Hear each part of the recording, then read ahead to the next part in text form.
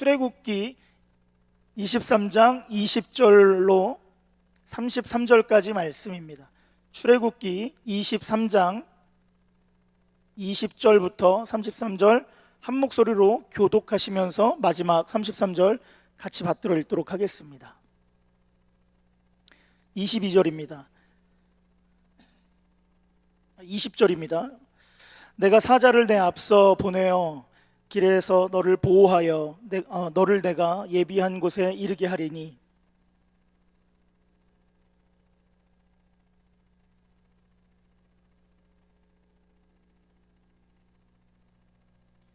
내가 그의 목소리를 잘 청종하고 내 모든 말대로 행하면 내가 내 원수에게 원수가 되고 내 대적에게 대적이 될지니라.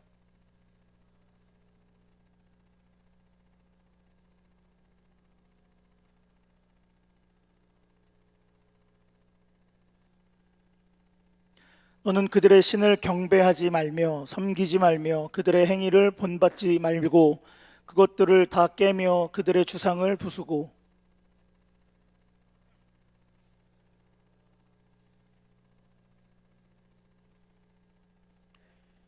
내 나라에 낙태하는 자가 없고 임신하지 못하는 자가 없을 것이라. 내가 너의 날 수를 채우리라.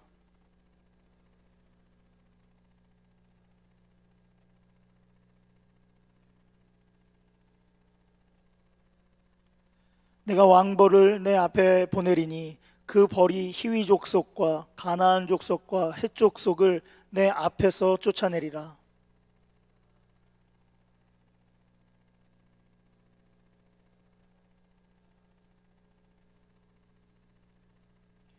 내가 번성하여 그 땅을 기업으로 얻을 때까지 내가 그들을 내 앞에서 조금씩 쫓아내리라.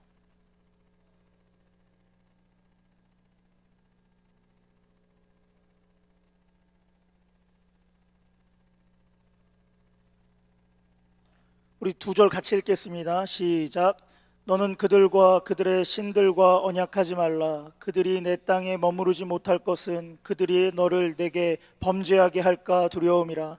내가 그 신들을 섬기면 그것이 너의 올무가 되리라. 아멘. 할렐루야. 하나님의 사랑이 오늘도 여러분의 삶을 축복하시고 격려하십니다. 믿으십니까? 아멘. 여러분, 하나님은 우리가 행복하는 걸 원하실까요? 원하지 않으실까요? 당연히 원하신다고 믿습니다. 할렐루야. 네. 또 우리 하나님은 전능하십니다. 믿으십니까? 예, 전능하십니다. 또 하나님은 틀림없이 저와 여러분이 눈물 흘리며 힘들어하고 있는 그 순간 우리와 함께 우시며 우리를 위로하실 준비를 늘 항상 하고 계십니다. 이 또한 믿으십니까? 아멘. 왜 그럽니까? 궁극적으로 하나님은 우리가 행복하길 원하시기 때문이에요. 믿으십니까? 그런데 여러 가지 이런 믿음의 선포 앞에 우리가 질문이 하나 생겨요. 우리의 인생에 왜 이런 고난들이 이토록 많을까 하는 거죠. 하나님이 전능하시고 우리를 행복해 해주시는 걸 원하시면 하나님이 우리의 고통이나 고난의 문제를 이미 오지도 못하게 예비해 주셔야 되는데 항상 보면 여전히 우리의 고통과 우리의 어려움들은 계속 우리의 발목을 잡고 있다라는 거예요. 그래서 대학에 떨어지기도 합니다. 재수하고 삼수하기도 해요. 또 실현당하는 것을 그냥 두셔서 이제 다시 사랑하네라는 백모 씨의 노래를 부르며 진짜 사랑 안 할 것처럼 하지만 또 사랑했다 또 차이죠. 그러면서 더 고통스러워하고. 외모나 키는 어때요? 이 세상 사람의 외모나 키가 아니잖아요. 그렇죠? 세상에 있는 거울을 다 어떻게 해버리고 싶어요? 없애버리고 싶어요. 내가 제일 좋아하는 거울은 어디에 있는 거울이에요? 화장실에 있는 거울이 제일 좋더라고요. 이뿐입니까? 남들은 롤 하면서 연애도 하고 장학금도 다 쓸어가는데 우리는 롤도 못하고 매학기 성적은 바닥에 바닥을 치고 양쪽 주머니에 쌍권총 차고 다니는 게 우리의 인생 아닙니까? 이 정도면 우리의 인생은 행복은커녕 그냥 재앙 그 자체라고 말해도 다르지 않습니다. 걸어다니는 시한폭탄이 될 때도 너무나도 많아요. 그러니까 우리는 하나님께서 내가 행복하게 사는 것을 원하셔라고는 믿고 있지만 실질적으로는 우린 이런 결론에 도달하고 있어요. 왜 하나님은 나를 싫어하시는 걸까? 왜 하나님은 내 기도에 응답하지 않으시는 걸까? 왜 하나님은 내 기도만 저 먼 발치에 두고 들으시지 않는 걸까라고 생각한다는 거죠. 저는 20대 때 사실 이런 생각을 좀 했어요. 일이 잘 풀리지 않으면 문제의 그 해결의 어떤 근원지를 나로부터 찾는 게 아니라 오히려 하나님을 원망했던 순간이 정말 많았던 것 같습니다. 그러면 여러분, 하나님께서 날 보호하신다고 하셨으면서 왜 우리 기도에는 응답하지 않는 걸까요? 아니면 하나님이 함께 하시는데 왜 시시때때로 고난은 역경은 계속 찾아오는 걸까요? 여러분, 그 이유에 대해서 예수 믿는 사람으로서 답변을 갖고 계십니까?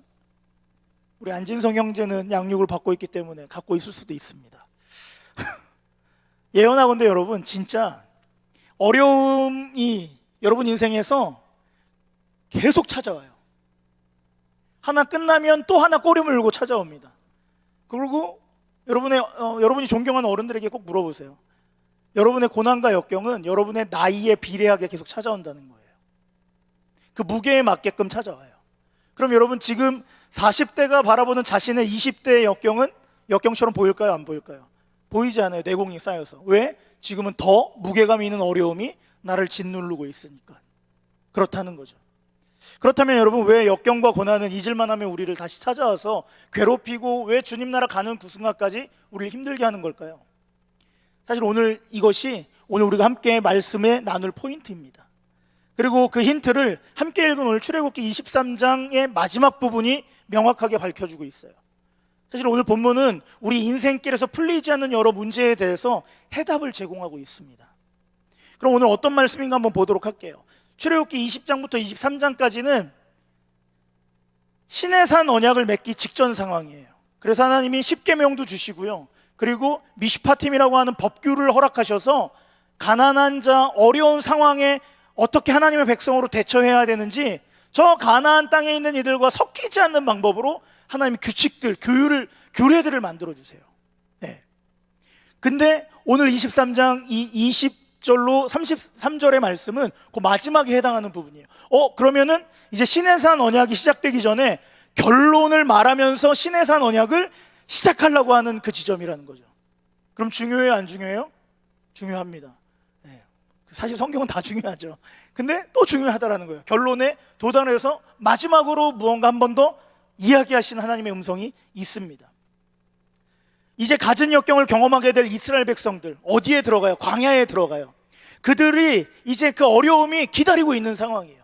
수많은 역경이 찾아올 텐데 그 광야 생활을 준비하는 이스라엘 백성들에게 하나님은 저자를 통해서, 출애굽기 저자를 통해서 상당히 문학적인 방법으로 게다가 이 부분을 매우 강조하고 있는 모습을 볼 수 있어요. 여러분, 앞에 화면을 한번 띄워주세요. 구조는 이렇게 되어 있어요. 구조적 특징입니다. 우리가 함께 읽었던 20절부터 33절 말씀까지는 바로 이처럼 이루어져 있어요. 약속, 명령, 그리고 약속, 명령, 약속, 명령. 계속 약속, 명령이 반복되지만 그 약속, 명령이 반복될 때마다 더 강하게 얘기하시고 더 선명하게 얘기하시고 더 구체적으로 그것을 제시하시는 모습을 볼 수 있어요. 그렇기 때문에 오늘 우리는 이 구조를 좀 기억했으면 좋겠어요. 왜냐하면 이런 구조를 가지고 볼 때 조금 더 오늘 본문을 쉽게 해석할 수 있다는 거죠. 그래서 이 결론 부분의 이 강력한 메시지가 도대체 우리에게는 어떤 것을 요구하고 있는지, 어떤 것을 통해서 우리가 이 역경과 고난을 이겨낼 수 있는지, 그것을 피해갈 수 있는지, 때로는 그것과 정면 대결할 수 있는지를 오늘 메시지로 말씀하고 계시다라는 거죠. 예를 들어서 한번 볼게요. 약속일 보세요. 예비한 곳에 이르겠다라고 하셨어요. 근데 약속 이해해 가니까 뭐라고 써 있어요? 그 땅은 바로 7 부족이 있는 땅이다라고 말씀하세요. 조금 더 구체적으로 말씀하시죠. 약속 3에 가서는 약속의 땅 그 이상적인 경계가 무엇인가를 더 구체적으로 설명하세요. 그리고 24장에 가서 드디어 시내산 언약을 시작하시는 거죠. 그러니까 오늘 본문은 언약을 맺는 이스라엘 백성들의 모습이 어떠해야 하는가에 대한 그 조건을 결정적으로, 결론적으로 이야기하고 있습니다. 할렐루야. 네, 저거 계속 띄워주면은 제가 막 뒤에서 숨어서 있는 것 같네요. 네, 고맙습니다. 자, 그러면은 하나님께서는 이스라엘 백성과 맺으신 언약이에요. 하지만 오늘날에 누구랑 맺은 언약이에요? 바로 저와 여러분이랑 맺은 언약이에요. 마스크 써서 안 들리는 거예요? 아니면 입이 안 움직이는 척 하는 거예요? 아니면 그냥 모르겠다 목사님이 증문즉답 하겠지 지 혼자 하시면 안 돼요. 아시겠죠? 네. 그럼 우리끼리 수식어를 한번 할까요? 그런 거야. 근데 이게 답변이 안 되네요. 자, 예, 그래요. 사실 이 언약은 저와 여러분에게도 동일하게 적용되는 언약입니다. 근데 이 언약은 독특한 문화적 배경을 가지고 있다는 걸 인지하셔야 돼요. 그리고 우리에게도 그 독특한 문화적 배경이 어떻게 변화가 되어서 우리에게 흘러왔는지를 우리가 함께 보자는 거예요. 당시 여러분 고대 근동의 언약 체결을 위해서는 이 맹세라는 건 절대 장난을 할 수 있어요, 없어요? 없어요. 왜냐하면 당시 언약 체결의 증표로 당사자가 당사자가 두 사람일 거잖아요. 이 두 사람이 짐승 한 마리를 반으로 빡 쪼개가지고 좌우로 논 다음에 그 사이를 지나가는 거예요. 이게 무슨 뜻이겠어요? 뭘 상징해요? 언약을 어기면 너는 죽게 될 거야. 그러니까 뭘 건 언약인 거예요? 생명을 건 언약이라는 의미예요. 그러면 이것을 하나님과 우리 사이에 적용했을 때 하나님께서 내가 너희를 축복할게 라고 하실 때 그 약속은 장난입니까? 하나님이 그냥 천지를 창조로 하시고 나를 만드시고 나를 이 땅 가운데 두셨으니까 그냥 대충 적당히 그냥 툭 던지는 말이에요? 제가 건희에게 요즘 가끔 사기치는 말이 있어요. 자꾸 뭘 사달래요 이제. 아버지의 주머니는 뭐 무한대인 줄 아나 봐요 이 아들이. 다음날 아침에 눈 뜨면 다른 걸 사달래요. 네. 그러면은 어떻게 해요? 저는 대충 얘기하죠. 알았어, 다음에 사줄게. 네. 근데 만약에 건희와 제가 언약을 체결한다 고대 근동의 방식으로 이러면 저는 벌써 10번 이상 죽었을 거예요. 네. 이런 식이 아니라는 거예요. 지금 하나님과 이스라엘 백성이 맺은, 그리고 우리와 하나님이 맺으신 언약은 절대 이 언약은 장난이 아닙니다. 단순히 교회 오빠가 광고교 호수공원에서 무릎 꿇고 세레나데를 하면서 내가 평생 너의 물에 손을 안 묻힌다, 이게 무슨 말이야? 너의 손에 물 안 맞히게 해줄게, 뭐 이런 말도 안 되는 헛소리가 아니에요. 왜 그럽니까? 하나님과 우리의 언약은 생명을 건 언약이라는 거예요. 여러분 기억하십시오. 하나님과 우리의 언약은 뭘 걸었다고요? 생명을 담보로 했습니다. 그럼 이 언약의 조건이 무엇인가? 먼저 20절 말씀을 크게 한번 읽어보겠습니다. 시작. 내가 사자를 내 앞에서 보내어 이르게 하리니. 아멘. 여기서 사자가 등장합니다. 이 사자는 절대 뭐가 아니라고 그랬어요? 라이언이 아닙니다. 네. 웃지도 않네요 이제. 23절에서 내 사자라고 말씀하세요. 그리고 27절에서는 뭐라고 또 얘기하시냐면 내 사자를 대체하는 말로 내 위엄이라고 또 뭐 하세요? 조금 더 강조하세요. 그 다음에 28절에 구체적으로 내 왕벌이라고 표현하세요. 여기서 왕벌은 쉽게 말하면 말벌과 같은 거예요. 벌떼예요. 이 말벌을 내 앞서 보내겠다라고 말씀하세요. 하나님 무슨 양봉하시나 봐요, 그죠? 그렇다면 20절에서 말씀하시는 이 언약의 첫 번째 조건은 바로 이거예요. 하나님과 저의 이제 여러분 그리고 우리의 언약은 언약의 당사자가 굉장히 공정하고 평등하게 서로의 균형감을 맞춰서 지키는 거예요? 아니에요. 어기면 안 된다라고 강조하셨지만 중요한 건 그 언약은 철저하게 누구 중심으로 지키신다는 거예요? 하나님이 앞서가셔서 지키신 언약이에요. 하나님은 지금 생명을 건 언약 앞에 그 백성인 우리와 맺어놓은 그 언약 앞에 우리에게 엄청난 걸 요구하시지 않는다라는 거예요. 이 모든 언약을 누가 다 하겠다라는 거예요? 하나님이 다 하시겠다, 내가 다 지키겠다라고 말씀하시는 거예요. 이것을 바로 저와 여러분이 하나님과 맺은 바로 언약의 그 조건이라는 거예요. 여러분이 매우 놀랍고 은혜로운 사랑을 여러분 느끼실 수 있습니까? 할렐루야. 예. 자, 그럼 앞서 보내시겠다라고 하는 이 사자는 누굴까요? 사자는 히브리어로 뭐예요? 말라크예요. 따라해 볼까요? 말라크. 이것이 상징하는 지금 무언가가 있는 것 같아요. 일반적으로 유대 주석가들은 모세 아니면 여호수아다라고 이야기합니다. 근데 여러분 그렇게 보기에는 상당히 조금 애매해요. 왜냐하면 나라고 포함되어 있어요. 내 사자, 내 위엄, 내 두려움, 여기서 위엄은 두려움이에요. 그리고 내 왕벌, 이런 표현들을 쓰는 것으로 봐서는 사람으로 보기에는 좀 애매합니다. 무언가를 자꾸 상징한다는 거예요. 그냥 문자적으로 봤을 때, 그리고 모세를 왕벌로 볼 수는 없잖아요. 웃기려고 한 말인데 죄송합니다. 20절 말씀을 다시 한번 보세요. 20절 말씀 볼게요. 지금 사자가 어떤 역할을 해요? 보호하고, 20절 말씀 한 번만 띄워주세요. 20절. 사자가 어떤 역할을 해요? 보호해요. 너를 보호하고 너를 내가 뭐래요? 예비한 곳에 이르게 하는 역할을 지금 사자가 한다라는 거예요. 21절에서는 내가 내 이름이 그에게 있다라고 얘기해요. 맞습니까? 21절. 그렇죠? 그리고 22절에 가요. 그가 내 원수와 내 대적이 되겠다. 너의 원수의 원수가 되고 내 대적의 대적이 되겠다. 예. 이것이 결정적으로 이 사자가 무엇을 의미하고 있는지를 힌트하고 있다는 거예요. 또 23절에서는 인도하는 역할로 등장해요. 여러분, 이 정도로만 봤을 때 이 사자가 누구를 상징하는 걸까요? 일단 이 사자는 광야길을 걸어가고 있는 백성들의 그 앞서가는 존재로 묘사할 수 있어요. 단순히 함께 가는 거 아니에요. 앞서서 길을 내주는 거예요. 그리고 익히 아는 바 광야길은 어떤 길이에요, 여러분? 광야라고 하는 길은 저와 여러분에게 있어서 어떤 길이에요? 천국이라고 하는 그 가나안 땅을 가기 위한 지금 이 땅에서의 인생을 우린 광야라고 얘기하잖아요. 맞습니까? 혹시 지금 이미 천국을 살고 계신 분들은 축복합니다. 아, 부럽다. 근데 절대적으로 고난이 있는 한 우리는 광야길이에요. 예. 물론 내 주 예수 계신 곳이 그 어디나 어디? 하늘나라이긴 하죠. 그러나 우린 광야로 항상 느끼잖아요. 그렇다면 여러분, 광야와 같은 우리의 인생길을 우리를 보호하시고 우리를 천국으로 인도하시며 예비된 천국까지 이르게 하시는 그분은 누구예요? 단언컨대 누구예요? 성령님이세요. 내 원수의 원수가 되며 내 대적의 대적이 되어주시며 나를 마침내 이기게 하시는 분은 누구예요? 바로 우리의 신앙의 영원한 인도자 성령님이세요. 할렐루야. 그래서 말씀을 찾아보니까 이사야서 63장 10절 말씀에 이 대적의 의미, 즉 우리의 대적의 대적이 되어주시고 원수의 원수가 되어주신다라는 개념을 어떻게 설명하는지 한번 읽어볼게요. 우리 이사야서 63장 10절 시작.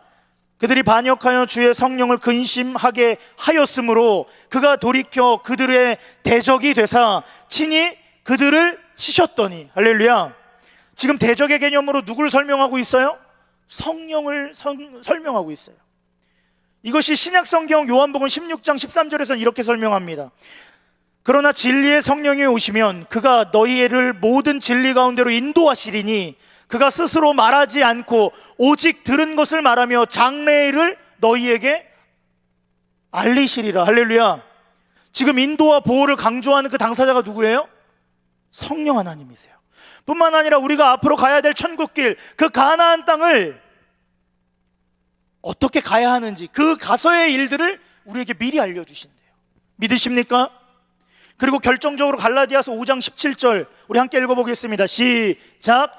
육체의 소욕은 성령을 거스르고 성령은 육체를 거스르나니 이 둘이 서로 대적함으로 너희가 원하는 것을 하지 못하게 하려 함이니라. 아멘. 우리는 이 말씀을 잘 묵상해 봐야 돼요. 지금 뭐라고 말하고 있어요? 육체의 소욕과 성령의 소욕이 대적하고 있대요.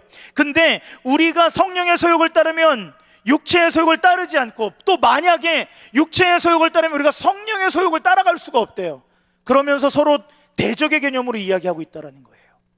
그리고 오늘 본문이 이 성경들을 비추어 해석할 때 이 사자와 이 말라크 위엄 왕벌이 우리의 대적의 대적이 되고 우리의 원수의 원수가 되어주신다고 했는데, 그 의미는 바로 성령께서 우리를 광야길 가운데로 인도하시는 것을 보호하시고 예비하시는 삶을 통하여서 묘사되어지고 있다는 거죠.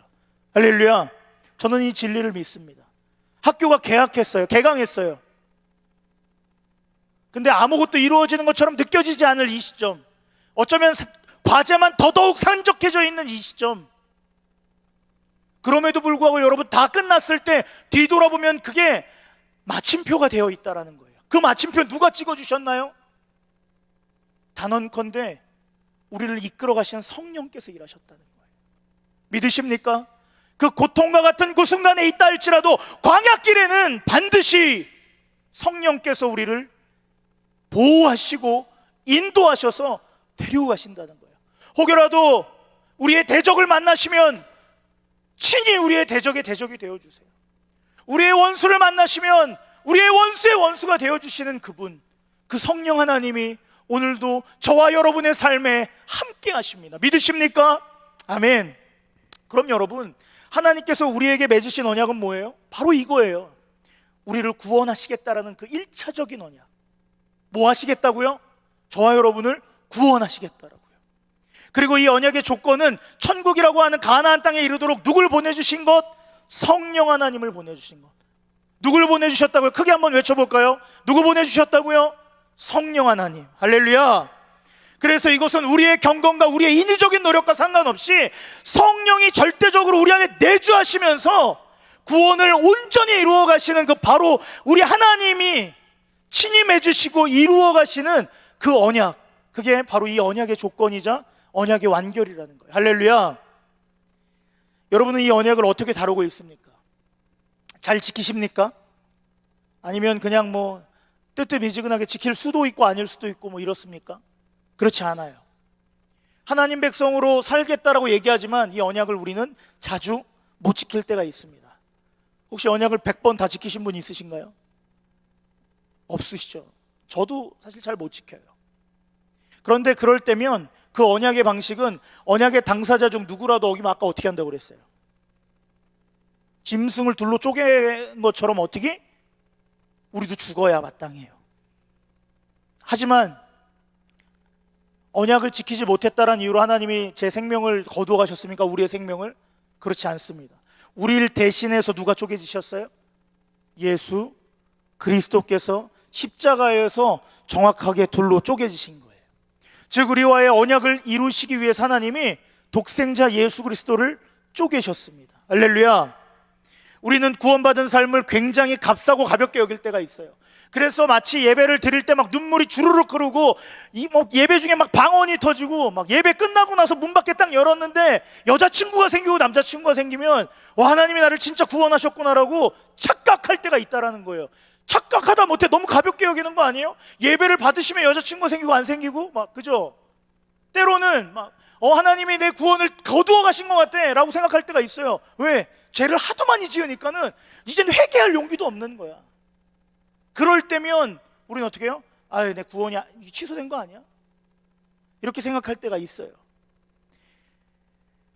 하지만 하나님께서는 이 언약을 지키시기 위해서 당신의 아들을 두 동강이 내셨습니다. 믿으십니까? 저와 여러분이 이미 지키지 못할 걸 이미 아시고 과감하게 아들을 십자가에서 찢으셨고 오늘도 그 구원의 하나님의 열심이 우리 안에서 이루어져 가고 있다는 걸 사랑하는 여러분 기억하시길 축복합니다. 할렐루야. 아멘. 그리고 오늘 말씀은 그 언약에 충실하게 살면, 그럼에도 불구하고 우리가 그 예수 그리스도가 우리를 위해서 대신 죽으셨다는 것을 믿고 그럼에도 불구하고 애쓰며 몸부림치며 우리가 그 언약에 충실히 살면 굉장히 놀라운 축복이 예비되었다라고 이야기하고 있습니다. 여러분 25절 말씀을 한번 볼게요. 25절 말씀. 25절 말씀에 보면 너희 중에 뭐를 제하신대요? 병을 제하신대요. 즉 병에 걸리지 않겠다라고 하시는 말씀이에요. 근데 이 병은 육체적인 질병을 좀 뛰어넘습니다. 뭐까지 포함하냐면 정신적인 고통을 포함하는 단어로 사용되고 있어요. 그러니까 우리가 하나님의 언약, 하나님의 백성으로 합당한 삶을 살려고 지속적으로 몸부림친다면 우리의 마음의 근심과 고통을 하나님께서 제거하시겠다라는 거예요. 여러분 이 말에 동의하십니까? 할렐루야. 여러분이 하나님 말씀 잘 지키고 주님 잘 섬기면 내 안에 괴로움이 없어진다는 거예요. 할렐루야. 동의하십니까? 저는 늘 경험해요. 이미 경험했고 또 경험할 거예요. 네. 하나님이 그렇게 하셨어요. 누굴 통해서? 이미 예수 그리스도를 통해서, 바로 십자가를 통해서 그렇게 하셨어요. 무슨 말입니까? 내가 그리스도와 함께 십자가에 못 박히면, 그래서 내 자아가 십자가에 죽고 예수께서 내 안에 사시면 우리의 모든 괴로움, 우리의 모든 갈등이 단번에 해결된다라는 거예요. 할렐루야. 아멘. 좀 무서워요. 그래서 가끔 분명 엊그제까지만 해도 엄청 고통스러웠는데 다음날 아침에 하루에 그냥 사라지는 경우도 있어요. 그래서 내가 미친 게 아닌가라고 생각이 들 때가 있지만 그럼에도 불구하고 하나님의 일하심은 위대하십니다. 동의하십니까? 예. 또 26절을 보세요, 여러분. 하나님이 어떤 축복을 주시는지. 26절에 보면 뭘 채운대요? 너의 날수를 채우리라. 여기서 수는 히브리어로 미스파르예요. 미스파르인데 이 단어의 용례가 여호와의 영광, 여호와의 군대, 여호와의 영원함은 셀 수 없다라고 할 때 주로 쓰이는 단어입니다. 이를 적용하여 해석하면 이거예요. 너희의 삶을 질적으로 풍요롭고 행복하게 해주겠다. 풍요와 행복을 우리에게 주시겠다라는 거예요. 또 여러분 27절 말씀 보세요. 27절 말씀 보니까 내 모든 원수들이 내게 등을 돌려 어떻게 한대요? 어떻게 한다? 도망가게 한대요. 도망가게. 여러분, 이 등을 돌리다라는 말을 원문으로 보면 히브리어 따라해볼까? 오레프. 한 번 더, 오레프. 네. 정확한 의미 목덜미예요. 등 돌려서 가는 게 아니라 목이에요. 목덜미. 그러니까 이 관용적 표현인데 등 돌리고 도망가는 게 아니라 완벽한 승리를 상징하는 거예요. 무슨 말입니까? 내가 너의 원수의 목덜미를 잡아서 흔드는 승리를 너에게 허락해 주겠다. 할렐루야. 여러분, 이 정도면 완벽한 승리 아닙니까? 이런 승리를 우리에게 약속해 주신다는 거예요. 모든 문제를 극복하고 이길 수 있고 그 안에 승리의 함성을 외쳐 주를 바라볼 수 있도록 하나님 일하십니다. 할렐루야. 귀한 축복입니다. 너무나도 받고 싶은 축복이에요. 할렐루야. 자, 그런데 왜 이런 절대적인 언약의 조건, 정말 감격스러운 조건과 더불어서 이 생의 축복도 지금 이미 약속되어 있어요. 근데 여전히 풀리지 않는 게 하나 있어요. 뭐예요? 우리의 삶에 역경이 계속되는 이유. 그게 뭔가예요? 뭐 이 정도면은 내가 이 정도 해줬으니까 너는 고난을 입정료 정도라고 생각하면 돼. 뭐 약간 이렇게 느낄 수도 있을 것 같아요. 그래서 우리도 마땅히 그럼 이 정도면 입 다물고 참아야지라고 생각할 때가 있어요. 하지만 여러분, 원인을 알아야죠. 정확한 이유를. 적어도 우리가 경험한 하나님은 지금 방금 제가 얘기한 것처럼 그런 식으로 쪼잔한 하나님이 아닙니다. 여러분, 23절 말씀을 크게 한번 읽어볼게요. 자, 23절 말씀. 자, 어깨 펴고, 네, 고개 들고.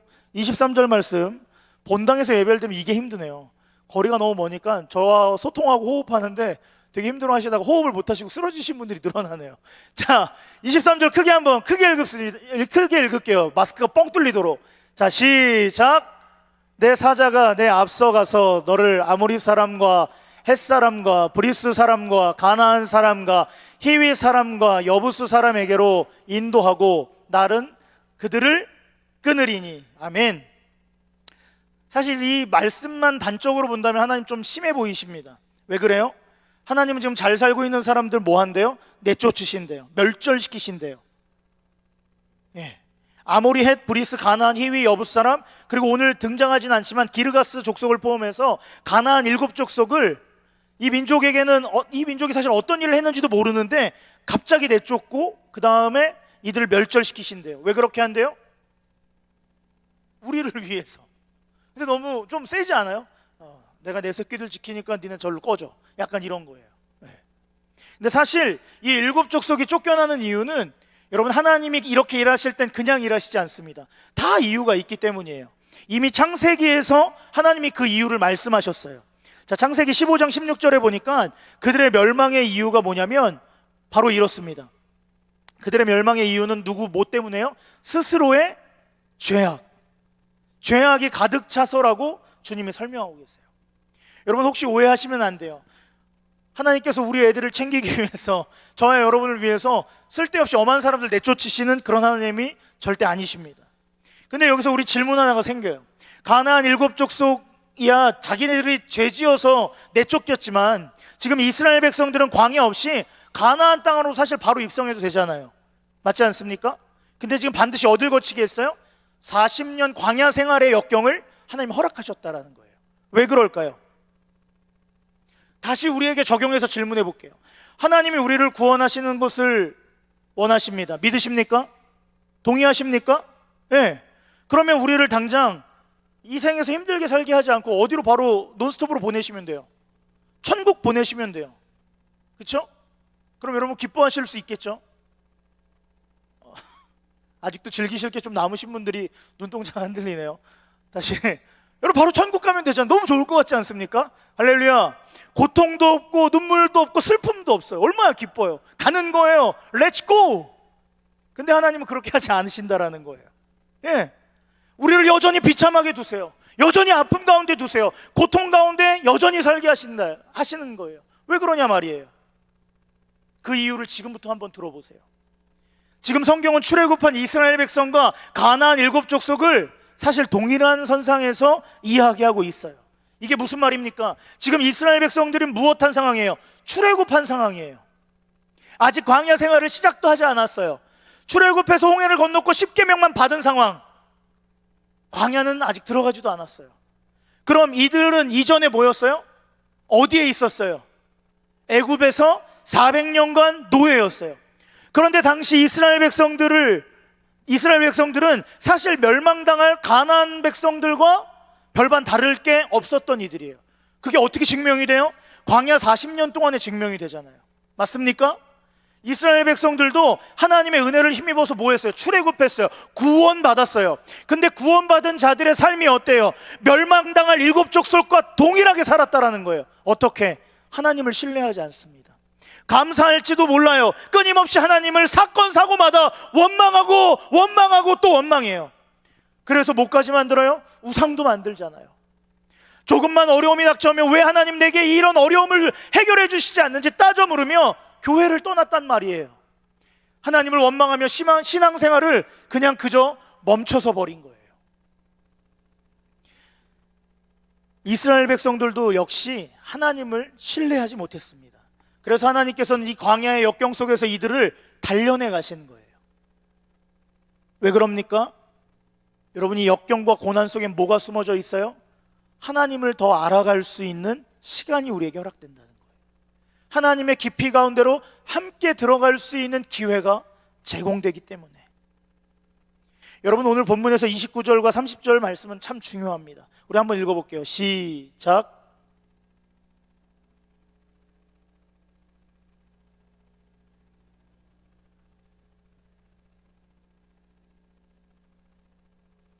그 땅을 기업으로 얻을 때까지 내가 그들을 내 앞에서 조금씩 쫓아내리라. 하나님은 지금 이스라엘 백성들을 가나안에 바로 들여보내지 않겠다라고 지금 말씀까지 하십니다. 그런데 심지어 29절 30절에 뭐라고 말씀하세요? 가나안에 들어가도 가나안 원주민들을 1년 안에 다 쫓아내지 않겠다라고 말씀하세요. 1년 안에는 마치 다 주실 것처럼 약속을 하셨어요. 근데 지금 마치 뭐처럼 느껴져요? 발 빼는 상황처럼 느껴집니다. 그러면서 30절 후반절에 뭐라고 얘기하세요? 한 번에 그것도 1년 있다가 쫓아내는 것도 아니고 조금씩 쫓아내겠다, 이렇게 말씀하세요.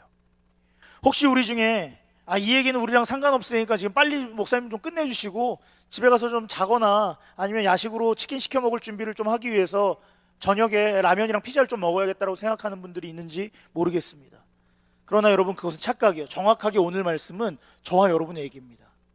남의 얘기가 아니에요. 여전히 우리에게도 찾아오는 고난과 고통 안에 하나님이 이것을 어떻게 풀어나가시는지를 오늘 우리가 봐야 된다는 거예요. 그냥 무작정 하나님이 안 들어주셨으니까 교회 떠나고 말 일이 아니라는 거예요. 지금 보세요. 29절과 30절 말씀은 마치 이와 같아요. 수련회 가서 기도 열심히 했어요. 그래서 하나님의 은혜가 느껴질 때 우리는 어떻게 생각해요? 내 속에 남아있는 모든 괴롭히는 죄들은 다 사라졌을 거라고 생각을 해요. 하지만 여러분, 현실은 어때요? 단번에 해결됩니까? 아니에요. 아주 조금씩 나아지게 하세요, 하나님은. 여러분, 수련회 한 번으로 다 은혜 받았다면 여기 앉아 계신 분들은 다 어디 가야 돼요? 신학교 가고 저 먼 선교지 가야 돼요. 한 번도 복음의 발길이 들여보내지 않아졌던 곳에 거기에 우리가 있어야 돼요. 그런데 여러분, 우리 그렇습니까? 아니에요. 또 좌절하고 절망해요. 내가 지은 죄 때문에 내가 실망한다고요. 그런데 중요한 건 여러분, 매번의 수련회뿐만 아니라 말씀 공부를 하고 신앙 훈련을 스스로 해나갈 때, 또 공동체 안에서 신앙을 드러내놓고 또 하나님의 은혜를 바라보며 나아갈 때 어떻게 해요? 그때 하나님이 서서히 조금씩 나아지게 하신다라는 거예요. 단번에가 아니라. 그럼 왜 하나님은 단번에가 아니라 조금씩 나아지게 하시는 걸까요? 가나안 족속을 조금씩 쫓아내겠다고 왜 그렇게 말씀하시는 걸까요? 본문 29절에서 말씀하시는데 한번 볼게요. 29절 말씀, 29절에 이렇게 써 있어요. 갑자기 쫓아내면 그 땅에 아무도 살지 않게 되어 황폐한 땅이 될까 봐. 그러면 뭐가 많아진대요? 들짐승이 많아져서 너희를 해할 수도 있대요. 여러분, 진짜 피곤하신가 봐요. 이게 되게 웃긴 성경 본문인데 웃지도 않고요. 사실 우리가 사는 한반도 기준으로 생각하면은 언약 맺고 한 번에 입성시키지 못하시니까 하나님 구차한 변명을 얘기하시는 것처럼 느껴져요. 하지만 고대 근동의 들짐승이라고 하면은 길냥이나 어줍지 않게 들개들이 그냥 왔다 갔다 거리는 게 아니라 이땐 실제로 뱀이나 멧돼지 이런 게 아닌 진짜 맹수인 사자들도 살았다고 합니다. 그래서 열왕기하 17장에 보면 사자가 사람을 죽인 것도 사실 기록되고 있어요. 물론 우리 입장에서 굳이 이런 것도 성경에 넣어서 시간 끄시는 거 아니야 라고 생각할 수 있겠지만, 하나님께서 이것을 통해 더 선명하게 설명하고 싶어 하시는 것이 바로 30절 말씀이에요. 그것이 뭐예요? 그 기업을 얻을 수 있을 때까지라는 거예요. 뭘 얻을 수 있을 때까지? 기업. 여러분, 기업은 뭐예요? 당연히 이들이 광야를 지나서 갈 어디? 가나안 땅입니다. 그 가나안 땅이라는 기업을 얻을 수 있을 때까지 너희들이 번성하는 것을 보면 대적들을 조금씩 내가 쫓아내시겠다, 내겠다라는 말씀이에요. 여기서 여러분, 기업이라는 단어를 한번 집중해 봅시다. 기업은 여러분 따라해 볼까요? 나할. 한 번 더, 나할. 나할이라는 히브리어 단어인데 철저하고 완벽한 성숙을 의미해요. 뭐와 뭐를 의미한다고요? 철저하고 완벽한 성숙. 그래서 철저하고 완벽하게 나의 것이 되게 함으로 하는 것이 바로 기업이에요. 이 기업은 가나안 땅이기도 하지만 오늘날 우리에게는 뭐예요? 하나님이 약속하신 하나님 나라입니다. 하나님의 백성이 되어가는 것이에요. 그런데 여러분, 이 나라를 상속받기 위해서는 어떻게 돼야 돼요? 완벽해져 가기 위해서 성숙함의 길을 우리가 걸어가기 시작하는 거예요. 나라를 상속받기 위해 합당한 성숙이 이루어져야 된다는 거죠. 여러분, 이것이 하나님의 방식입니다. 그냥 하나님의 능력으로 그 나라를 뚝딱하고 받아들이는 게 아니라 그것을 감당할 만한 뭘 키워야 된다? 영적인 힘을 키워야 한다는 거예요. 그것이 바로 하나님이 우리에게 허락하시는 기업이고, 그 기업을 받을 수 있을 때까지 하나님은 우리를 기다리시겠다는 거예요. 기다리고 기다려서 우리가 성숙해질 때, 그것을 감당할 수 있을 때 허락하시겠다는 거예요. 혹시 신학교 다녀오신 분 있으세요? 이 자리에는 딱 2명 있습니다. 저랑 이선 전사님. 여러분, 신학교 다니면 많은 전사님들이 착각을 하세요. 신학생 때 뭔가 기적을 엄청 일으킬 거라고 생각하세요. 저도 그 과정을 거쳤습니다. 근데 여러분, 기적은 그때 당시 많이 일어나지 않아요. 여러분, 그 일어나지 않은 뿐만 아니라 오히려 사고를 더 많이 치고 다녀요. 많은 사람들에게 상처를 주고, 많은 10대 젊은이들에게 막 청소년 사역을 열심히 하겠다고 하면서 오히려 상처를 더 줍니다. 대표적으로 상처받아서 매두 맞은 사람이 저 뒤에 앉아 있어요. 서 있군요. 네. 저한테 상처 많이 받았어요. 예배 안 드린다고 막 PC방까지 따라가서. 이건 집착이죠. 지금 와서 보니까 좀 미친 짓이었던 것 같아요. 근데 여러분, 그때 어쩌면 부흥을 만끽하고 더 많은 맛을 봤다면, 그래서 뭔가 내 눈앞에 기적이 일어났다면 저는 교만한 사역자가 됐을 거예요. 방탕한 사역자가 됐을 거예요. 마치 내 힘으로 뭐가 되는 것처럼. 하지만 하나님은 그때 저에게 아무 일도 일으키지 않으셨어요.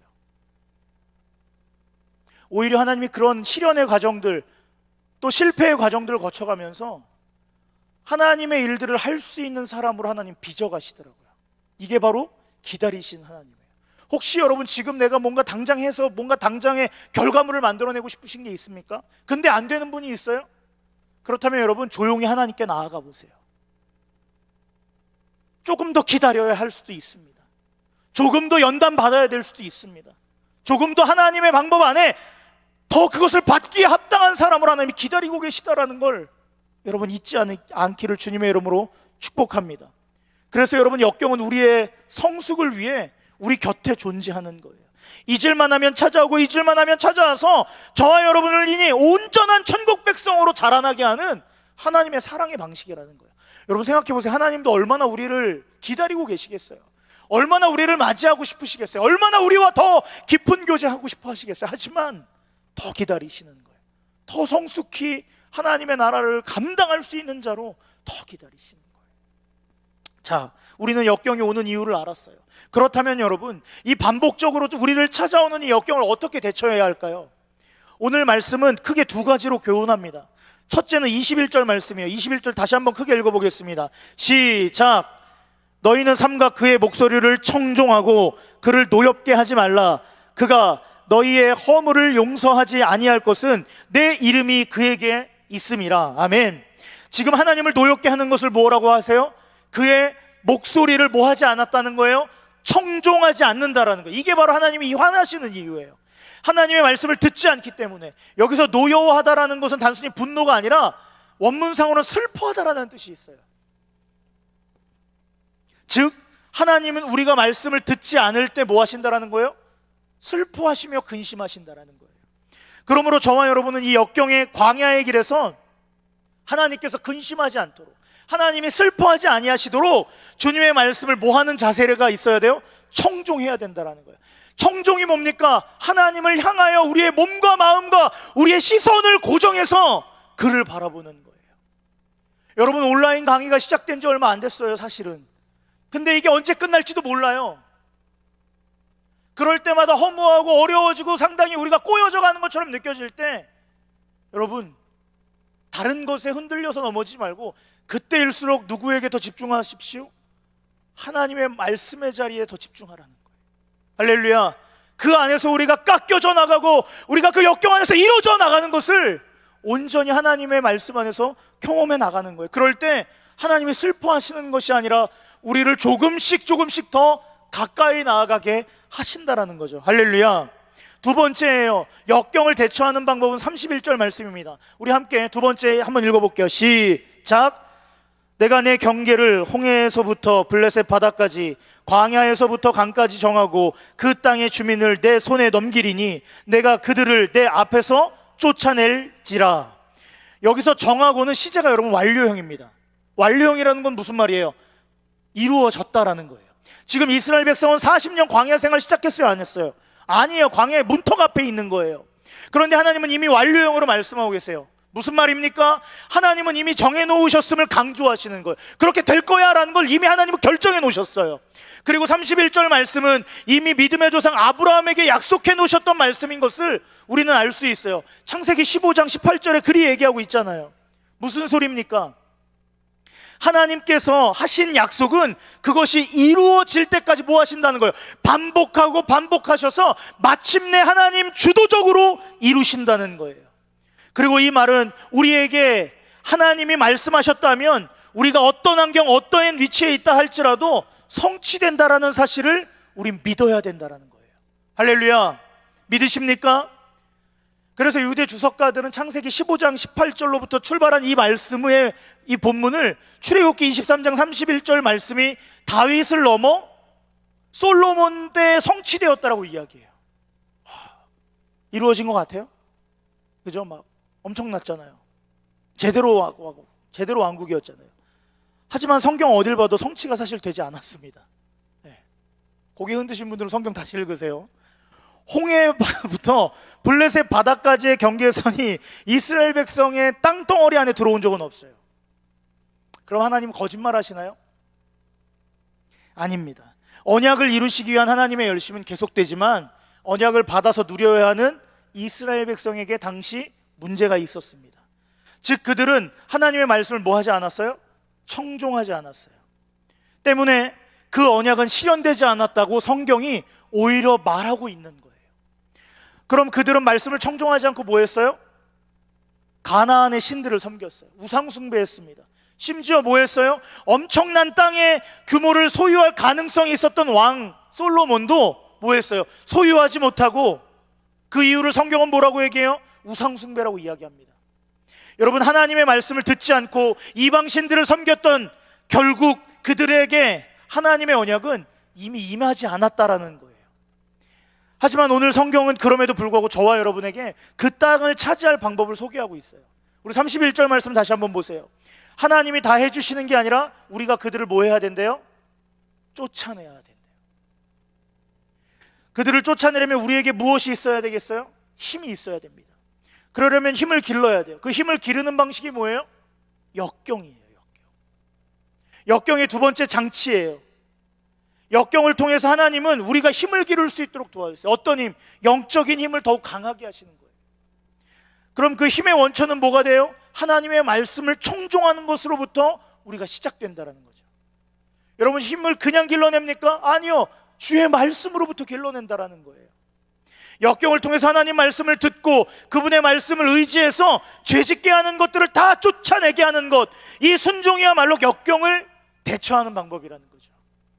그래서 우리는 역경이 쫓아올 때 두 가지는 반드시 기억해야 돼요. 첫째는 하나님의 말씀을 청종하는 거예요. 그리고 그 말씀을 의지하여 우리를 넘어지게 하는 죄와 싸우는 거예요. 그리고 죄를 쫓아내는 수고를 감당하는 거예요. 뭘 가지고? 하나님의 말씀을 가지고 싸우는 거예요. 얼마나 싸워야 합니까?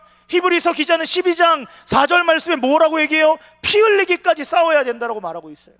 피 흘릴 때까지. 그게 바로 우리가 역경을 이기는 길입니다. 그러면서 하나님은 그걸로 끝내지 않고 죄와 싸우지 않으면 어떤 일이 일어나는지까지도 말씀하세요. 여러분, 역경을 그냥 받아들이면서 죄에 계속 넘어져 있잖아요. 그러면 이런 일이 일어난대요. 우리 33절 한번 읽어볼게요. 시작. 그들이 내 땅을 머무르지 못할 것은 내가 그 신들을 섬기면 그것이 너희 뭐가 되겠대요? 뭐가 된대요? 올무. 하나님의 말씀을 들었어요. 그래서 아멘 했어요. 거기까지예요. 근데 무슨 말씀이에요? 말씀 잘 들었고 이제 실행해야 되는데 여전히 내가 가지고 있는 문제, 죄의 어려움 등을 점검하지 않아요. 싸울 마음도 없어요. 기도도 하지 않아요. 그런데 이런 우리의 태도가 결국 뭐가 된대요? 올무가 된다고 말하는 거예요. 여러분, 올무 아세요? 바느질 할 때 끼는 거, 그건 골무죠. 안 졸고 있었어. 당황해하는 눈빛 고마워. 졸지 않았어. 확인했어 지금 방금. 아무도 안 졸고 있어. 올무는 골무가 아닙니다. 네. 올무는 뭐예요? 덫이잖아요. 덫. 함정. 그죠? 어디서 많이 써요? 사냥할 때. 주로 들짐승이나 꽁을 사냥할 때 쓰여요. 그것이 아주 험상궂게 생겼습니까? 근데 여러분, 막 짐승 잡으러 사냥 이게 올무 덧 났는데 그게 막 엄청 화려하게 엄청 막 이렇게 험상궂게 생겼나요? 그러면 안 오죠. 그렇죠? 어떻게 생겼어요? 보일 듯 말 듯하게 생겼잖아요. 그리고 가까이 왔는데 와, 대박, 먹음직하게 생기기도 했잖아요. 그죠? 그 올무나 이런 거 위에 꼭 먹을거리 막 피가 잘잘잘 흐르고 있는 소고기 막 이런 거 올려놓잖아요. 너무 비싼가요? 네. 그러나 여러분, 유혹에 넘어갈 수밖에 없게 막 이렇게 만들어져 있어요. 근데 유혹에 넘어가면 어떻게 돼요? 그 음식을 먹어버리면 바로 그 올무에 잡히는 거예요. 결국 어떻게 됩니까? 잡혀서 죽게 됩니다. 하나님은 지금 이 말씀을 하고 계신 거예요. 너희들이 나의 말을 듣는 것은 매우 잘하는 거야. 하지만 거기까지 그치면 안 돼. 죄와 싸우되 머뭇거리면 너는 오히려 그 올무, 죄의 올무가 너를 더 큰 어려움을 만나게 하고 결국 널 죽일 거야. 그렇기 때문에 어떻게 하라는 거예요? 피가 터지도록 싸우라는 거예요. 뭐 들고? 청종되어져서 내가 들은 그 하나님의 말씀을 가지고. 말씀을 정리하겠습니다. 하나님은 우리의 인생의 광야를 결코 우리 혼자 걷게 하시지 않습니다. 그의 사자이신 성령을 보내셔서 우리를 인도하시고 우리와 함께 하십니다. 하지만 이 광야길에는 잊을만 하면 찾아오는 것이 하나 있는데 바로 고난과 역경이란 친구입니다. 우리는 이 고난과 역경 때문에 너무나도 힘들어하고 때로는 주저앉아 있을 때가 많이 있습니다. 그 이유가 뭐예요? 그것은 주님이 우리를 싫어해서가 아니라 그것들이 찾아오는 이유는 우리가 하나님 나라를 상속받을 수 있도록 성숙시키기 위함이라는 거예요. 할렐루야. 이 역경 앞에 우리는 두 가지 자세를 분명 취해야 합니다. 뭡니까? 시내산 언약 직전에 주님은 우리에게 이렇게 말씀하세요. 첫째, 여호와의 말씀을 청종하는 것. 그리고 그것에 그치지 말고 하나님의 말씀을 붙들고 의지해서 뭐와 피 흘리며 싸우는 거예요? 죄와 피 흘리게 싸우는 것. 그 싸움을 결코 포기하지 않는 것이 우리가 고난과 역경을 이기는 조건입니다.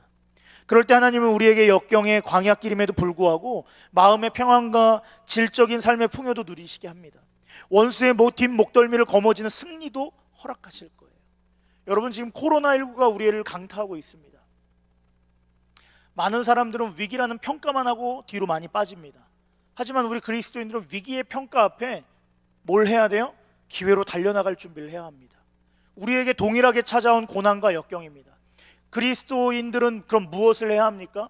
예, 맞아요. 하나님의 말씀을 청종하고 이 고난의 시간 가운데 내게 지금 찾아온 이 산적해 있는 숙제들을 해석하고 때로는 그것이 죄라면 싸울 수 있는 힘을 길러내야 한다라는 거예요.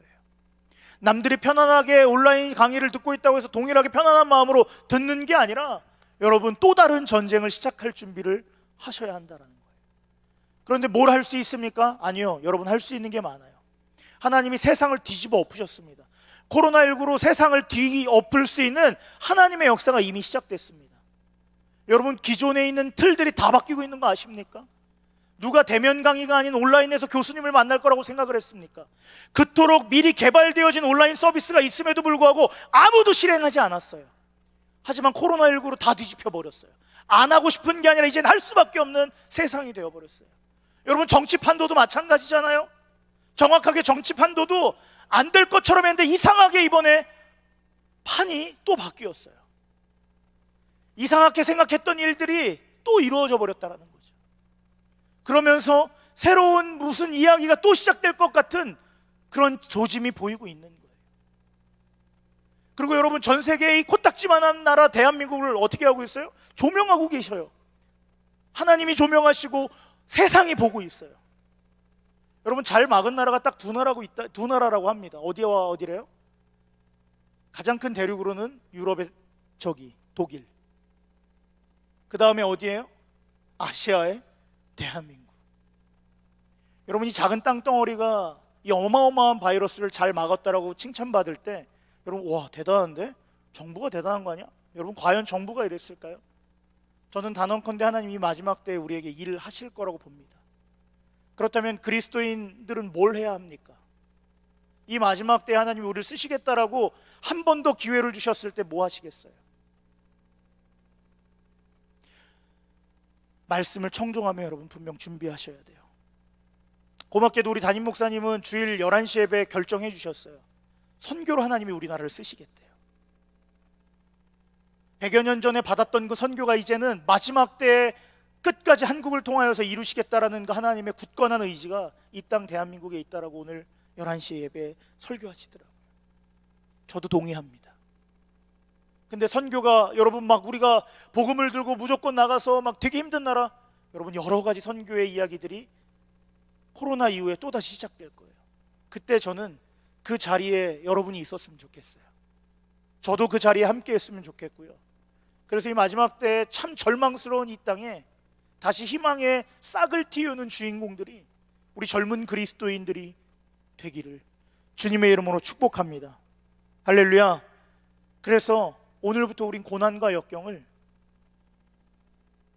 힘들고 어려운 피해야 할 길이 아니라 말씀 들고 싸워서 그것을 통하여 하나님 나라를 성취해야 되는 거룩한 하나님의 기다리심으로 바라보면서 그렇게 우리가 지금 이 시간들을 잘 성숙한 그리스도인으로 통과하기를 주의 이름으로 축복합니다. 이 시간